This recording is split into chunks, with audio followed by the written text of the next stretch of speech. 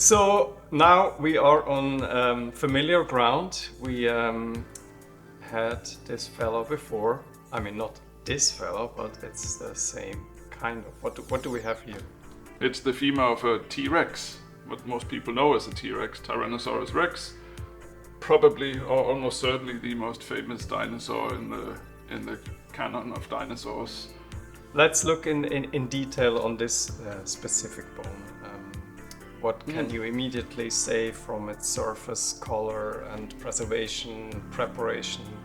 To me, the beauty is in a bone of this quality with this surface preservation is if you go really close and you can see the little fine structures where the tendons ran along and the big parts where the giant muscles were connected that were moving it. This bit would have been in the hip, and the way it was swinging, the giant muscles that pulled it were basically attached to these parts of the bone, and it's just it's a sculpture.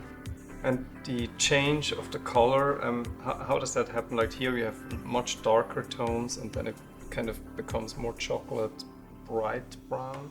That probably depends on the minerals in the ground. I mean, it's been 66 million years on the ground, and maybe the pH was a bit different up there than here. You can see this part that is quite bleached. Yeah. This probably was found on the surface. So it was sticking out of the ground. Almost eroding away already. It started to erode a little bit, just a little bit. It's actually quite still nice. But my money would be on that this bit was bleached by the sun and the rain and was out in the open for several years. Which is how you find dinosaur bones. You find little pieces of them on the surface. You don't dig where you don't see anything because it's a wild goose chase. So when finding bones of big species of dinosaur, how many of them are usually in that kind of condition? Well, most of them have turned to dust already. They've eroded away and we'll never know of them. If you're really lucky, you find part of a bone. Even big bones are usually broken into many more pieces. It was found as one bone, so it's not just like 10 different bits that had to be glued together. It's a little bit like finding a Greek vase in more or less one piece after a few thousand years. After 66 million years, finding a big bone like this, it's pretty nice.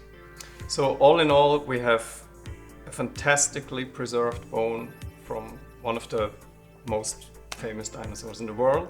And I'm very happy that we have it in our December 3rd auction, Out of This World number 5.